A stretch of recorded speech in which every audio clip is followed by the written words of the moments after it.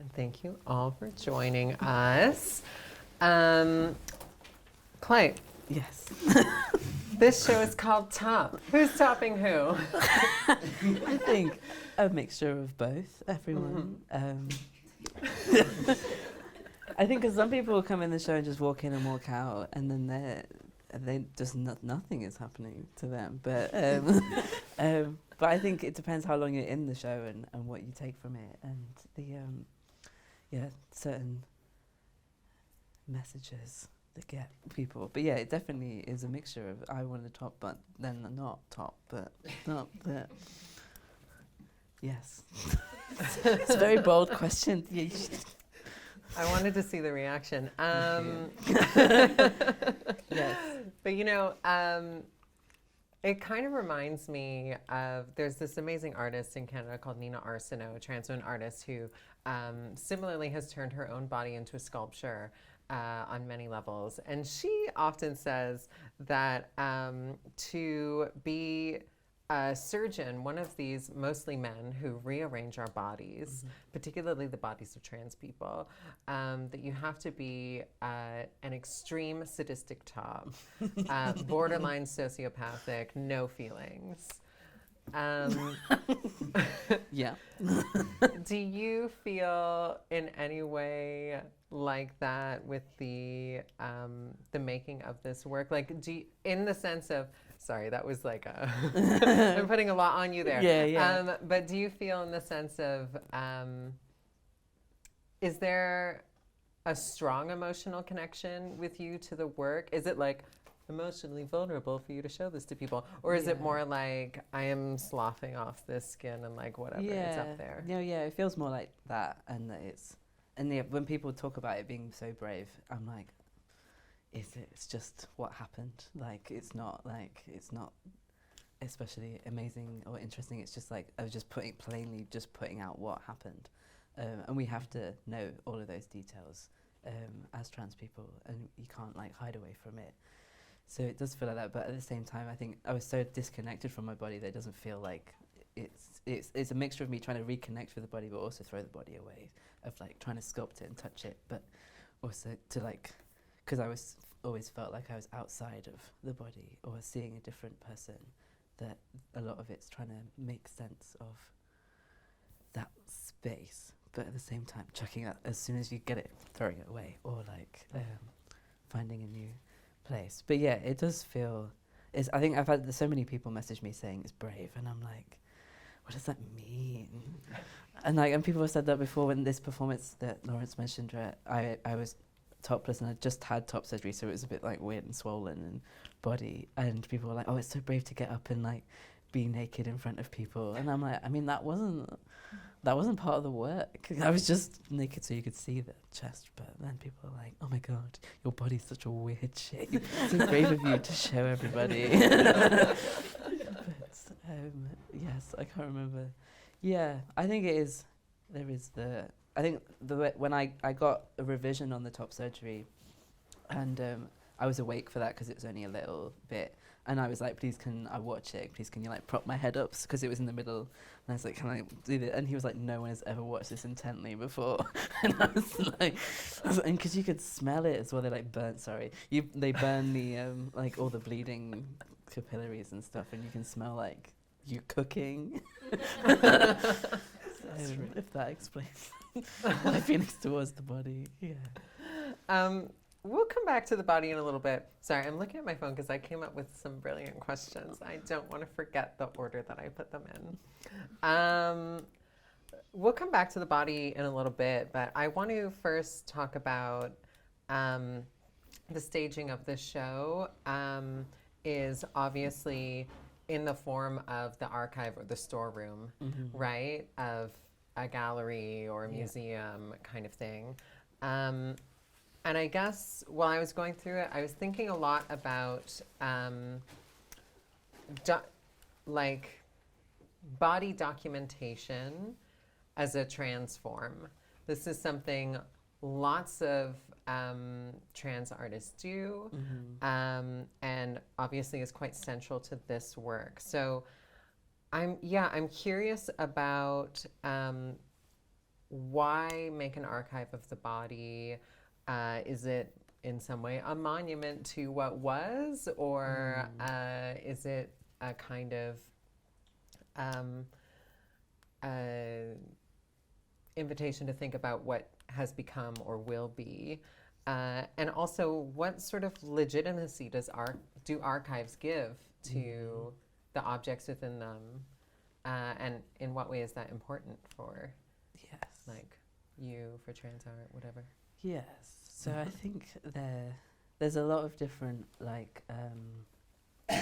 ideas around archives, and I don't know if I agree with the ideas that are all there anymore. Kind of this is like 5 years worth of thinking, and at the same time I've both been interested in archives and collections as an artist and as a person, but I work in museum collections as well, so seeing kind of both sides of things. And I think for me it's not necessarily an archive of the body, but it's an archive of that 5 years of my life, and those 5 years included lots of different things, and for this it's kind of showing all the things that were relevant as part of top, but getting top surgery. But I feel like it could be another show where it's just showing all of I have as many collections of information around all the other things that I do, so it's showing that. And I think I like to collect information about me as just to for me to remember things as a way for memory, but also as a political tool of collecting that queer and trans history, because we need to do it ourselves because it isn't happening in the in these institutions. And I think it is important to be in collections. I think it there's all these things of trans people never existed, and there's no history of it. So it's all when people keep saying it's 2023, get with it, and you're well, we were still here in 2,000 years ago. It wasn't that now we're suddenly being trans. But and I think people use archives and use historical people to sort of prove that we existed before, and so if we're not there, then it's hard to show it. So it's kind of an idea with that. What was the other part of the question? Well, I kind of also was thinking while you were talking about how many trans people, certainly any trans person who's going through a medical or legal transition, though of course not all of us do, but anyone who is in many ways required to create an archive of themselves. You know, we have to create all this documentation. We have to go and get it from certain people who, for some reason, have the power to give this to us that we don't have ourselves. And then we send it all off to an anonymous panel of strangers in this country to determine whether or not we're really doing the thing. Right? Is there a sort of is there power, or is there something else we get out of making archives with and for ourselves? Yeah, I think so. And I think whatever institution you are, it feels tokenistic now when they are collecting us. And so to create our own archive and share that history amongst us feels more in keeping with us, and it's not going to get warped into what other people say, because it's it's interesting when I put that on display and I feel it has clear messages, and then I get random cis people saying really bizarre things, being I'm just trying to find the milk ducts in the tissue, and I'm could you just not do that? And they're it really reminds me of breastfeeding, and I'm well, okay, but and so even when you feel you've done something for trans people, the way that people read it, and so even if it is put into galleries, then it's well, is that is it going to stay with that narrative and having this work and the ownership of it, and people are oh, you're going to sell work, and it's well, if I sell things, then it's going to change the meaning of it, and I can't keep that kind of narrative that it's that what it is.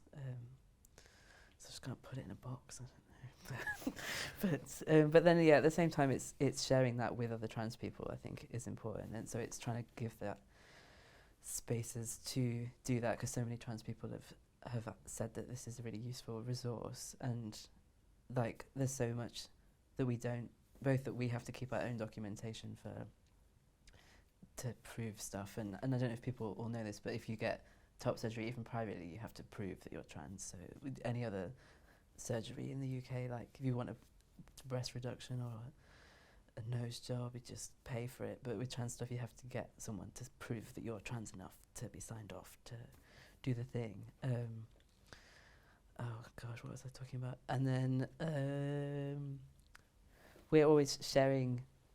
It's all like word of mouth. There's like Facebook groups, so you have to know the right person to get into them, and old like forums and things that people used to share pictures on, and all of these things, and it's all handed through each other. But so to be given a platform where people can just come and see that information, and it's very freely like, oh, that's what happens when you get top surgery, and like, oh, I can see the healing process, and like these pictures that are in these hidden groups that people can't see, then it like shows that to the masses, and like that does mean that you have to show it to all the cis people too, but the people who are staying in that exhibition and looking at all the drawers and everything are the trans people who are like, oh right, okay, this is how it is, or this is what happened when I had top surgery, or like seeing that. So I think it is useful for that. And there's like Museum of Transology and things like this who are trying to create that archive in a public way so that people can see it, because so many people don't know, and so many people are always messaging me about their nipples and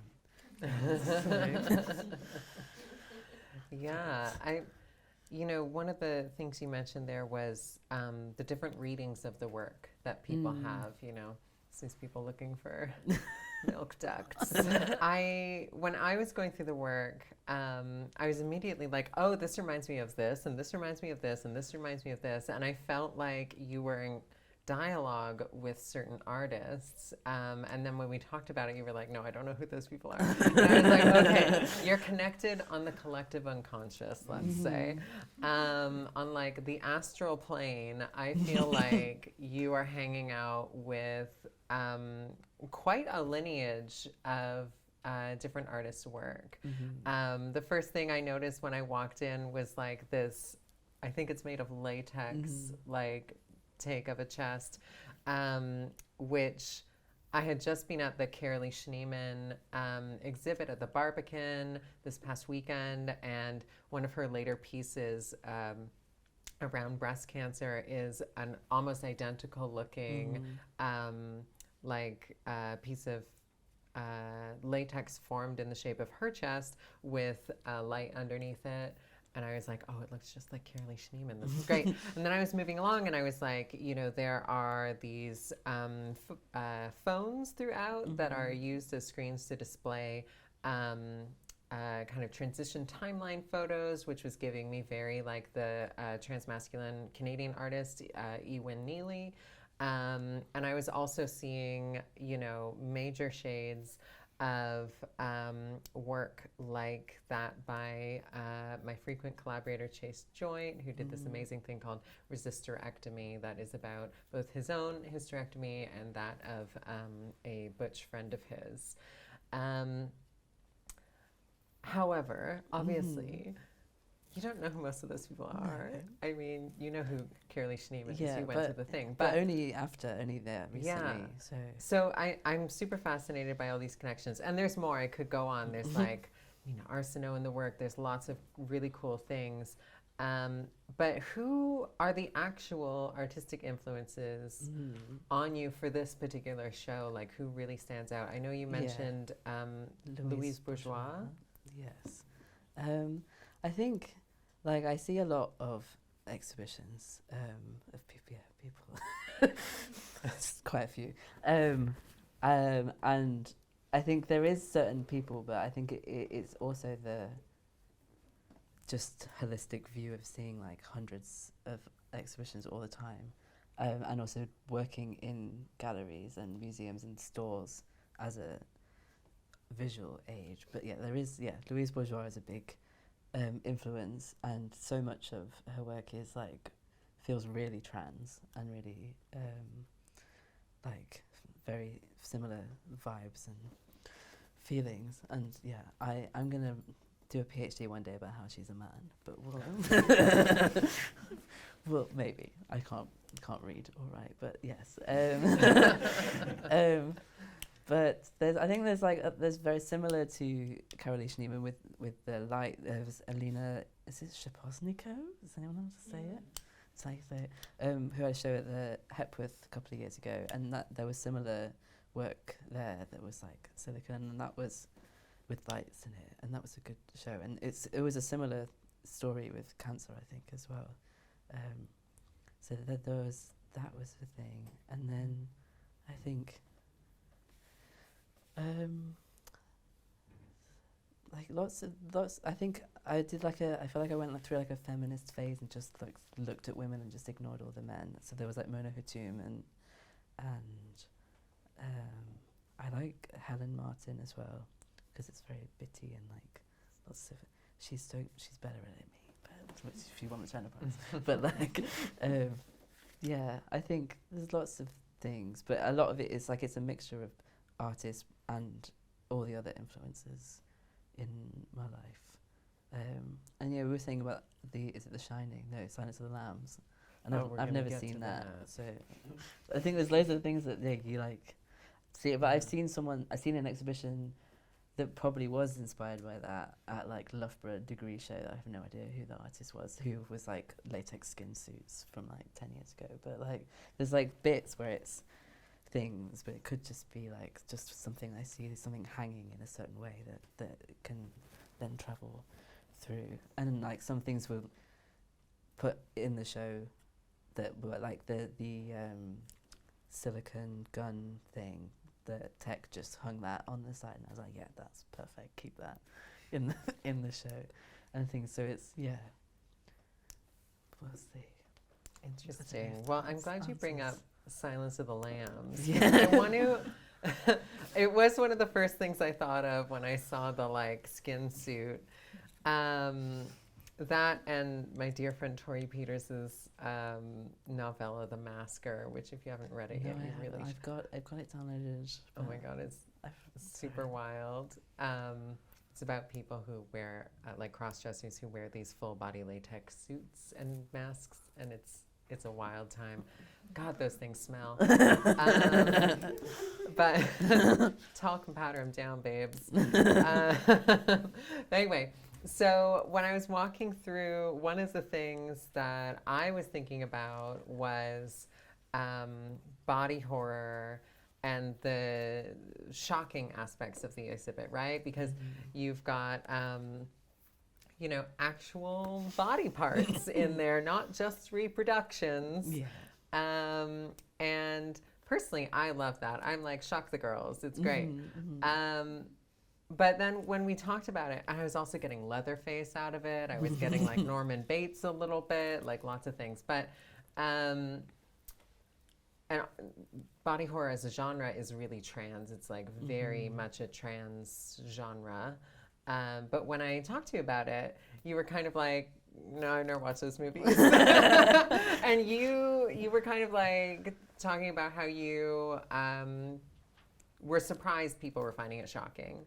Yeah, because I think what I said before, it just felt very like matter of fact. It was just putting out what happened, and like the stuff, and so like the pictures, the photographs, I think are gory, but like the actual tissue doesn't feel that gory. Because I feel it's literal gore. Yeah, I know.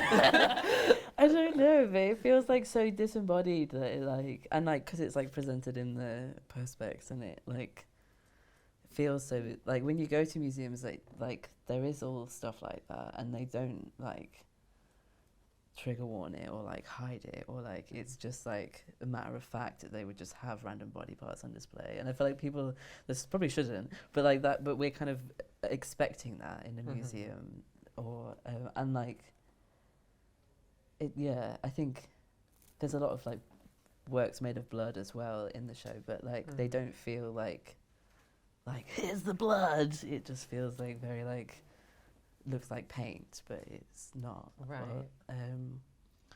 But yeah, I don't really know much horror anything. But Well, do you feel like and this will lead us on to something else I want to talk about. But first, I just want to know, like, obviously, some of the work may be triggering to people, and some of it is kind of like you have to make the effort to see. Yeah. You know, you have to lift up the veil. You have to open the drawer. Do you feel that there is either a pressure to like trigger warn the work a little bit, or do you feel responsibility to the audience rather, to make sure they know what they're getting themselves into? Like, what's your vibe around that? Yeah, I think there's a mixture of things. I think with the tissue especially, me and Lawrence, we were talking, we didn't want that to be like the thing in the show. Like, we didn't want people to just come and be like, there's human tissue, that's really weird.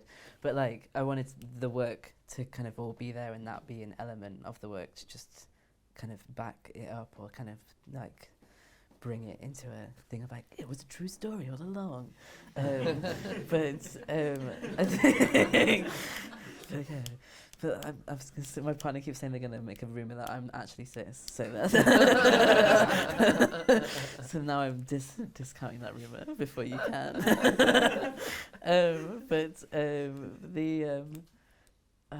But yeah, I think putting it behind that was kind of a mixture of both, like not making it the focal point of the exhibition, and it means a lot of people come in and don't even see it, don't even know that they can lift that at all, and I think I like that idea, but I also, it is a mixture of like, don't want people to not come into the whole show. It's not necessarily like to trigger on it, but it's like, I know people don't want to see that. When I've had these photographs on my phone for like since I had the surgery, and I've seen this and like showing people them all the time, but it's always some people definitely don't want to see it, or I've got blurred versions of the photos where I can like, do you want to see it? If now you've seen the blurred one, and people are like, no. And so I think I didn't want to make a show that was like, those are huge on the wall, because there were trans people that didn't want to see those things, and so it's, if it was a thing of like, it's just cis people that are going to get offended, then yeah, I wouldn't care. But it's like, it's that I want that to be that archive that people can access and see that information, but not have to then like run away from it because of the things they don't want to see.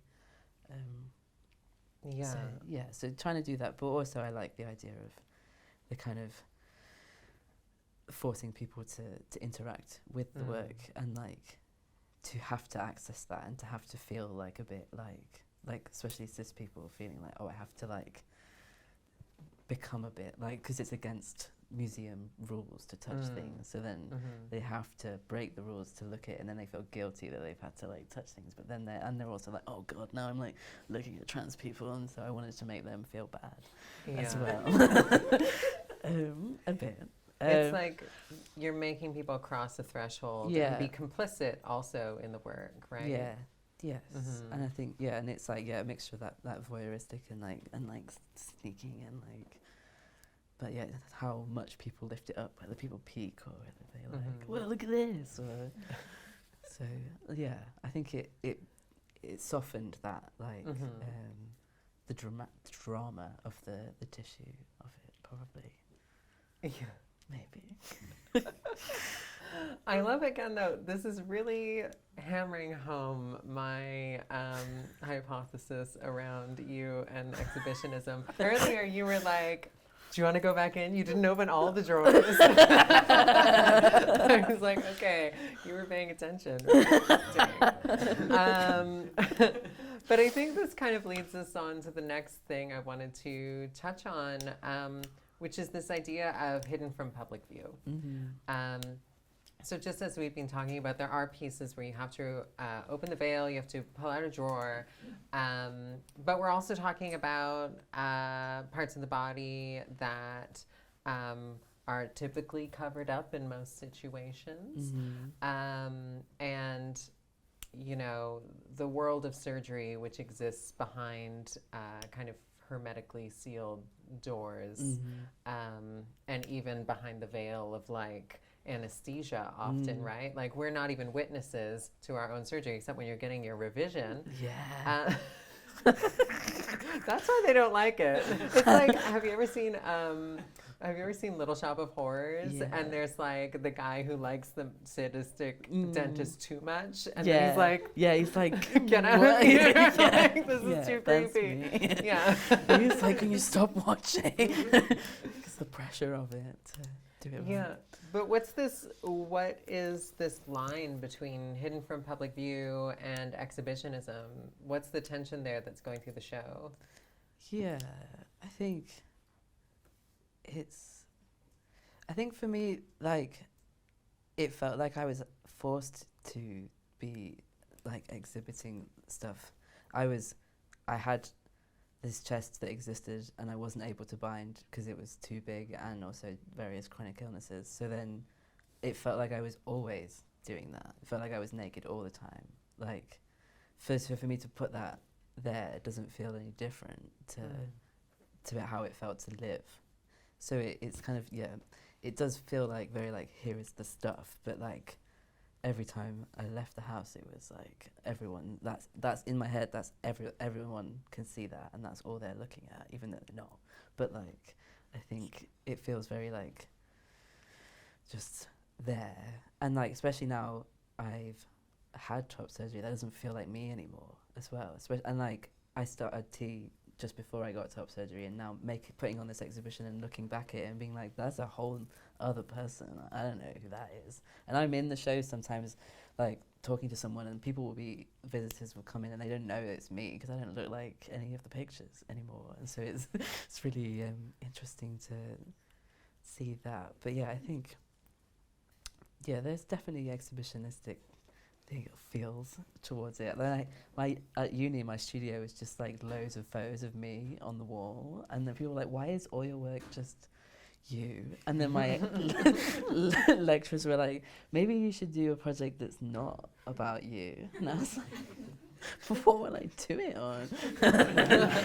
So I think, yeah, it's always there. And I think I'm trying to like be more about like, I'd like say the community, like I'm doing this because I'm queer and therefore I'm doing it about the queer community. But as the church said, I am a self-obsessed prick. So, and they're right. So, yeah, I can't. Yeah, is that what was that? Is Yeah, that? that was great. Okay, That was cool. great. Thank you. You know, one of the other pieces I was thinking about as I was moving through the show was, I was thinking a lot about the detritus of a body. Like, obviously, there are these latex skins that you've made that you've kind of wriggled out of and put aside like snake skins. There's also actual body parts, a lot of just almost like pieces of skin. It all feels like pieces of skin that have fallen off, that have been let go of. And it reminded me a lot about almost like pieces of clay or stone that have been cut away in the making of a sculpture. And in some ways, I feel like it is a show of the process of a sculpture, but the sculpture itself is not included in the show, which I thought was really interesting. Do you feel like these pieces are the kind of remains of a period or a process that you've already been through, or are they sort of beings of their own? Yeah, that's good. Yeah, I think, it feels like a very much end of a chapter, and like that's all like, that's kind of bringing things back up and putting it all together and like putting it as that's all one thing, but I hadn't thought about it. That I definitely have talked before about me being both a sculptor and the sculptural material, but I didn't think about all of the bits that have been thrown away, and it does feel like that. And I think that the problem with the art world is like now people are like, okay, now you need to start selling work, but that feels that a lot of it does feel like the stuff that is not. It's not the work because it's the rest of the stuff. So that, yeah. So I just have to sell me as the artwork. is from that. But yeah, I think it's interesting because there was the Sculpture International Festival where I did the performance where because I grew my hair for 5 years when I was waiting for top surgery, and I cut my hair off once I had top surgery. And for me, that was a sculptural, like it was a performance, but it was a sculpture, and I was cutting my hair off in front of people, but I was carving the body. And the Guardian wrote an article like about the whole festival, and we're like, there wasn't enough rocks in it. All this Sculpture International doesn't have any sculpture, and I was like, but that was like such a sculptural piece, and it's live sculpture. Yeah, since just the definitions of what sculpture is are quite different, and I think for me, like people are asking me like, what kind of art do you do? And I think it's always like, well, it's sculpture, but I don't know what that comes to in your mind. People are like stones or rocks erupting from the floor, or if that is like cutting your hair off with a knife. So I don't know. Sorry, that's the end of the thought. Another thing I was thinking about, along these lines of like the selling of art and the archiving of pieces is what, and we talked about this a little bit earlier, but what do you see as the life of this show? Like, obviously, the sculpture itself can only live so long. You know, at least at present, you never know. Elon Musk might come up with some kind of horrific technology, but like, beam us all to Mars or wherever he's going. But we were kind of talking about, you know, do you want these pieces to outlive you, given what they are? Yeah. What are your thoughts about the life of this work? Yeah. So I think, because I have definitely thought about the tissue being a thing, because if I die and that's the like thing that still outlives me as like part of my body, that is the only thing that's left, feels really weird. But then it also feels weird to like just blow it up on my death or something. Like it feels like, I feel like I don't want it to be dramatic, but like any kind of action feels like very like too much. So I don't know what to do about that, but also I don't know how long the world will last, so I don't know if we have to come to that decision or not, to bring it down. You could get yourself stuffed. Yeah. Get the whole, get the whole body. I mean, taxidermy stuff. Yeah. Oh, there's always Grinder for that, or for both, really. I mean, if you go looking, I mean, that's more recon, but anyway, different conversation, different vibe. But yeah, I haven't thought about the rest of the work. I think it is like when you go and see like Alina Shaposniko's exhibition, and it all is so bodily and like human, and then she's not there and she's dead. Like, is she dead? Did I make that? Yeah, she died from cancer, didn't she? But even like Louise Bourgeois, like it feels weird to see their work, and it feels like ghostly because it is so human. So I don't know about the work,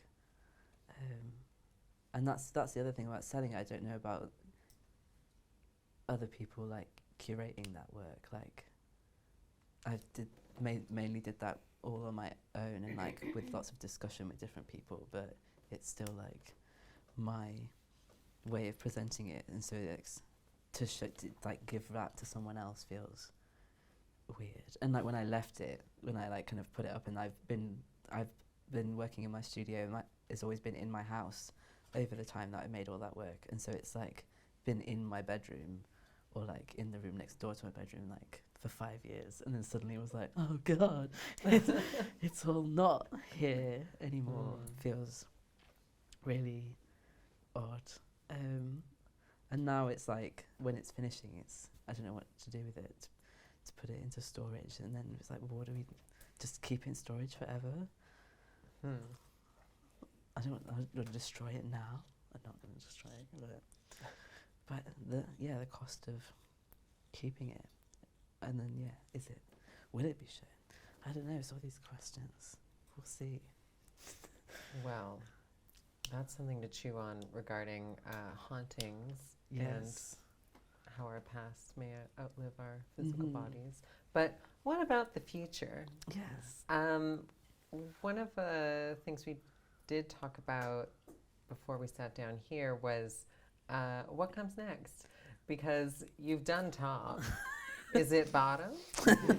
Verse? Middle. Like,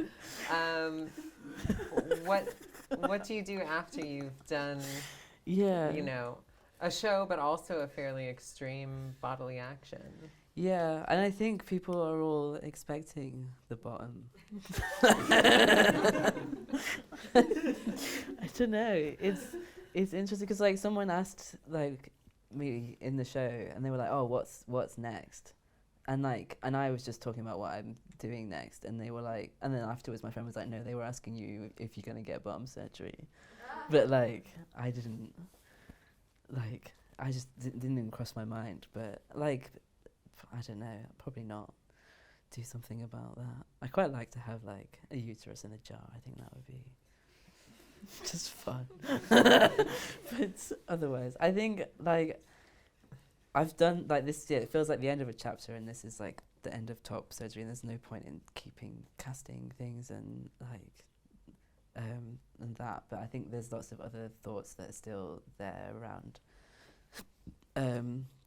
archives and queer history and like my experiences, and now like a lot of that is just like here's that 5 years of experiences, but so then it could be that I'm still doing that for the next 5 years or whatever happens in that. But I think there's lots of different ideas, but I don't think I want it to be as explicitly trans, because I think that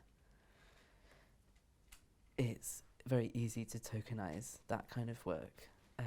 And there's been a lot of press around this exhibition, and I don't know if that would have ever happened if the work wasn't what it is, and if that was just something a lot more quiet, or like a couple of pieces, or like whether it's only got that level because of that. And I don't want to do that anymore in general, but it'd be nice to see what happens next if people are like, oh, where's the queer bit? I thought we were getting you naked in this. So it's, and I think that's like a thing a lot of queer and trans people we have to deal with, is that people expect us to like showcase our trauma and our queerness and our transness all the time, and if we don't, then they're like, well, what's the point? That's why we hired you. And so I think there's lots of ideas that do intersect with queerness, and I mean whatever I do it will be queer, but there's things more around more quiet things like memory and how to archive memory and conversations and stimming, which I'm doing now, and but like the ways that like stimming is different in different, like during conversations, and using stimming as a tool to collect memory. There's lots of things. There's something. I'm going to quit my job next week, and then I'll have time to like think. Don't put this out till Thursday. That might be a good place for us to take a moment and think internally about what we might question towards this person, or both of us, I don't know. But yeah, if anyone wants to go inside find that place of stillness and come up with some urgent, interesting, funny, or just very random questions. We would greatly appreciate it. Do you want questions? I see a question right there, very enthusiastic. What was the process of getting the tissue from the hospital? I asked the surgeon and he was like, no. And then, and then I emailed and I was like, well, I'm working with the Henry Moore Institute, who are really famous, and they want the tissue. And he was like, okay. But I had to pay. We had to pay for the transport from the hospital to the conservator because it was in. Was it in formaldehyde? One of them's formalin and one of them's formaldehyde. I can't remember which one of it. Whatever it's in now, it's the opposite of that. So that person, to transport that, you have to be licensed. So we had to pay like 150 quid for that to the hospital, and then paid a lot of money for the preservation. Was either of those words. But it's currently housed, well, it's here now, but it's usually housed in the Bishopsgate Institute, which is part of the Museum of Transology, is part of that. And you're not supposed to own your own human tissue, I think. I think it's not allowed.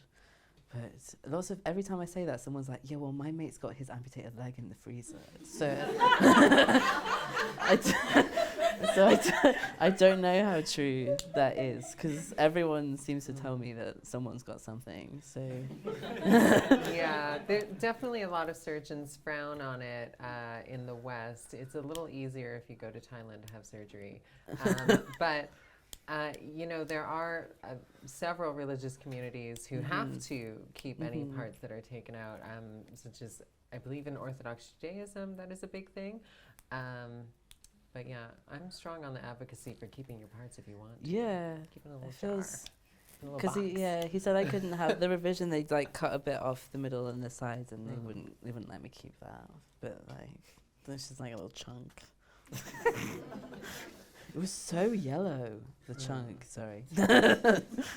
I mean, they're just gonna throw it out. Yeah, they throw it away. So like you're talking about like the veil of anesthesia. Like when even the revision, like they were hiding as much as they could from me and like throwing things away as soon as possible. And like it was really. And I was like, wait. I was like, oh, can I take pictures of things? And they were like, no.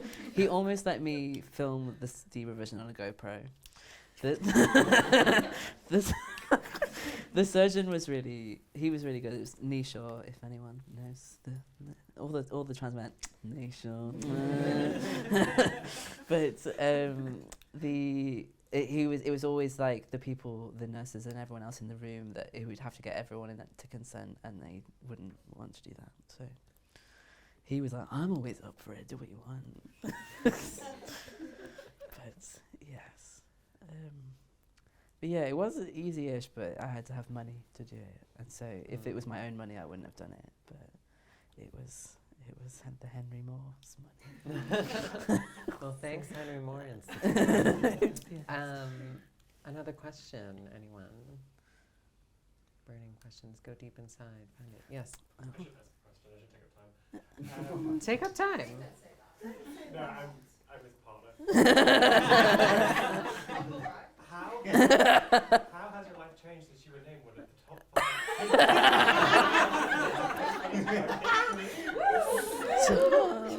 5? Nothing.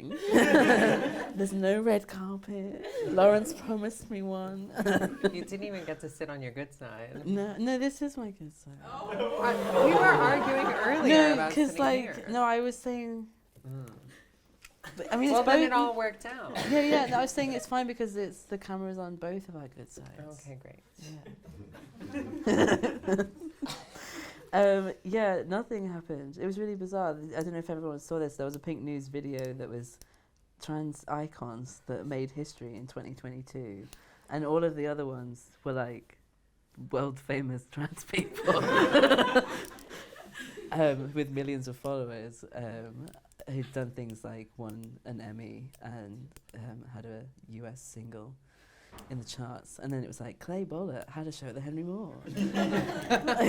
But yeah, it was funny, and I got literally no followers on Instagram, and that day nobody looked at my website, so nothing happened. But I just said yes because I thought it was really funny. But yes, pink news, yeah. Such an interesting metric of your generation to have you be like, didn't get any followers out of it. but like, because it was on Instagram that they put it, and so that's it. And they didn't tag me, so then I don't. Well, there you go. Again, I'm feeling a generational divide. I just turned 36 and like, oh, young.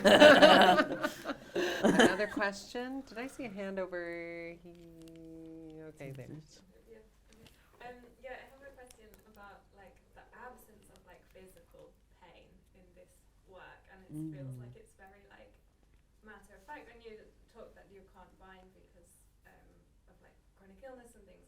And I don't know if you identify as disabled also, but I feel like this like I don't know. I expect there was a healing process also after top surgery that was also painful, and I think like physical pain is like such a big part of being trans, right? Yeah. And how that like manifests in our body in like various forms of chronic pain that maybe do and don't relate directly to things we do because we're trans, but also our experience of transphobia. It's quite a knotty question. Yeah. Sorry, but Yeah, I think, it doesn't talk about it. There is a film I made where I'm like carrying a cast of my body up a cliff, and then I smash up the cast at the top of the cliff. And halfway through that, I'm like doing stretches and stuff, because it's like the same stretches that you do to like relieve binder pain. And that one definitely feels like shows exhaustion and pain in that film. And there's another film where the plaster casts are in that, where as a plaster cast of my body that I'm like hacking out with a chisel, and that's quite like a violent, painful, and people are always like, oh my god, you're gonna like stab yourself in the leg, and that kind of plays with that idea of pain. But I'd shown that quite a lot, so I didn't want to show that in this exhibition, but the plaster that's from that video is in the show. But yeah, I haven't looked a lot at the disability within the relation to transness. I think it's always not, because it's always related to other stresses as well. Then it's like it is stresses that are causing pain, but then it's hard to define that.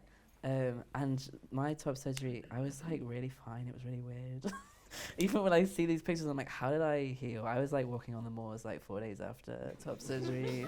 I don't know. I was fine. My friend I was like, oh, do you think I can take loads of art to the hospital to do? And they were like, no, you'll just want to sleep. And I was like, fine. And like, was picking stuff off the floor and like painting and I don't know. I mean, you came. I was a bit. I was. Come and cook for you for a few days. No. I was restricted, but it wasn't like painful. It was like stiff, and like I knew that the limits, but I wasn't like in pain. I only took painkillers in the hospital, and then I didn't take any after that. I didn't. Did we cast your chest like The week. a week after? The week after, yeah. So. Yeah, I don't know. It is really different for different people, and I don't know why I was so fine. I don't know if it's a mixture of like, I'm disabled and have to deal with pain all the time, and so then it was like, that's just. But when you were, I'm just sorry, I'm like so interested. Like when you woke up, did you have pain? Like when you came out from the. I mean, I was on so many drugs in the hospital. Because I have this like experience of I had surgery for endometriosis, and I like woke up and I was like in this like excruciating pain, and I had this like really like it felt like something like gender dysphoria. I guess it's like a super dysphoric thing to go through, and then like I had this experience of like what has happened to my body while I've been asleep. That is weird. And it's like that. Because it's like a this snap. Pain, I was asleep and I was fine. Well, not fine, but you know, kind of fine. And then I woke up and I had all this pain, and it's like it felt like those two moments were like a second apart. Yeah. It's really weird, like the going under and coming back, and you're like, but I think it was interesting is like you have to wear a binder, post surgery binder, and I couldn't take it off for I think 16 days before, no, 9 days, something like that. And the surgeon was like, don't take it off, which is such a dumb move as well. They were like, you're not allowed to see your chest, you can have top surgery, but you're not allowed to look at it for 10 days. And like you're in your house and you're like, I'm like trying to peek and like all this stuff, but so scared of like taking it off because like you don't want the scars to like break apart or whatever. And so it is, yeah. And not all surgeons do that. It's different surgeons, different rules. And like the drains that I had like with the sucking all the like fluids out, they were painful. And then when they take them out, that was really cool. You can feel the sorry, because they go all the way around. Sorry. Speaking of male artists in pain, are you familiar with the work of Bob Flanagan? I feel like you'd really vibe with it. Does I anyone know the about name. Bob Flanagan? Yeah. No, I This don't. maybe dates me because I feel like it's a 90s reference, but I'm going to send you some disturbing links. Nice. Thank you. Do we have another question from anyone? Yes. Your video that you didn't show in this exhibition, I watched it at the Sculpture Park and really loved that. And I really liked when you were carrying the bust of the chest in front of you. And wondered whether that was the reference that I was interpreting on that of like a Roman centurion's like really masculine chest piece. Was intentional. It wasn't. I really loved that. Yeah. No, I think it was trying to reference what I kind of said before, that it felt like that's what it feels like to walk around all the time. And so it felt like that's what it felt like to me every day. And so it was trying to show that normal day. But that day I was like, no, smash it up. But yeah, but that's quite nice. I'm like, that's something that's in my head around, like, not that, but like Greek sculptures and like that idealized form and the dicks on those sculptures, because they're all small. So that's another, or they've all fallen off or things like that. So there's something there that I'm gonna, but that's good to, yeah. Maybe that's the next word. That is, yeah, I do want to, I want to make a like external packer. That's my like, because packers are things like fake dicks people wear to like create a bulge, but every time I've worn one, it's like stresses me out that it's gonna like fall down my leg or something. So I want to make like a stone carved, like with the curly pubes and like. And If anyone just wants wear to, that over your jeans. like on like a harness, yeah. I can see it. Yeah. So if anyone wants to commission that, that's that's the next artwork. I need to learn how to carve stone first. We probably have time for like one more question. Anyone? Oh. Yes. So I'm really fascinated with Lenin's involvement. How do you feel about that? When you were talking earlier about how your body is like the sort of relationship between your artwork and your body and like the limited lifeline, Yeah. physical body, it just made me think of Lenin's involvement and how he's got like, I think he's got a fake hand made out of wax or something. No one really knows like what bits of him are fake now, Yeah. what bits aren't fake, and how reconstructed he's been over the years. It's really secretive. It's just a fascinating. Very Yeah. And I thoughts think on Lennon in general?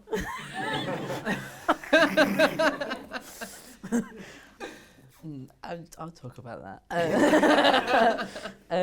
I think it's interesting because like people bring up that kind of conversation a lot. Like, did you know Disney's Frozen? And I'm like, okay. But like, but yeah, I think like so many people try and preserve bodies or like, and I don't know, like some things it's time like kind of like trying to live forever and trying to like create that legacy. But like even like the cloth with Jesus's face on it or something like people are like trying to keep that history of that person. So I think that's why I don't want to do that, because I feel like that's too far in the ego. I can go so far, and then it's too far. But Yeah, what would they say on Mum's Net? yeah, they were. Mum's Net was like, they were just saying that Henry Moore was bad. They're like, I can't believe Henry Moore would do this. Betrayed by the Henry Moore Institute. Yeah, they were like that. So I'm gonna do a work, because then one of the things was, the comments on the Mum's Net thread was, what if you went and just cut all the tits off the Henry Moores? And I was like, okay, yeah. And then they were like, what if you came into the Henry Moore looking for Henry Moores and then you saw this? And it's like, there's not Henry Moores in the Henry Moore usually. Yes. Yeah, I think I don't know what I think about Lennon's embalming. I think I didn't even know that he was embalmed until you said it. But someone else has brought up about like someone who's preserved their whole body, and then there's different other body parts, and like, or body worlds, for example. yeah, that's weird. I wonder if there's a trans person. There is. There is. Yeah. I know. There's at least a trans one. I think there might also be a trans man now. Okay. There was another hand somewhere over I there. was going to ask, were there many pieces that didn't make it into the works? And Yeah. how did you choose what not to put in? I think, I like, because it could just have been like a huge show and just gone forever. I think, and like I tried, it's kind of all the stuff around top surgery, but like there could have been, I think what's important is to show that, like at least with the pictures in the drawers and the pictures of my hair growing in the GIF slideshow, I wanted to show like both the top surgery but also just my life living at the same time. So there's like so much more that I could have put within that, and like other people and like friendships and like the journey of like transitioning, but I think it was focusing just on those bits, and then there was more stuff around top surgery that I could have included, but a lot of it that I didn't include was stuff that I've shown a lot before.